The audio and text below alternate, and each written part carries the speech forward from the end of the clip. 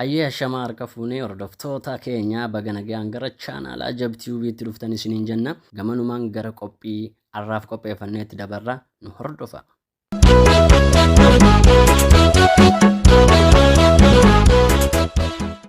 Joona Falcon yookaan maqaa guutuun isaa Joona Adam Falcon jedhama.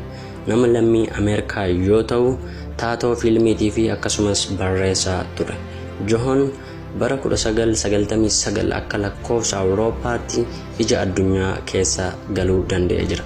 Sababi Joon itti ija addunyaa keessa galuu danda'e qaama saalaa dheeraa qabaachuudhaan. Qaamni saalaa Joon osoo hin ka'iniin duratti inchii 9.5 kan dheeratu yoo ta'u, kun immoo yaada saayinsiin qaamni saalaa dhiirotaa giddugalaan yoo ka'u inchii 5 hanga 6 dheerata jedhu sana waan faalleessu fakkaata. Qaamni saalaa isaa kun yeroo sirriitti ka'u inchii 7.5 hanga 8 illee furdachuu akka danda'u Joon ni dubbata.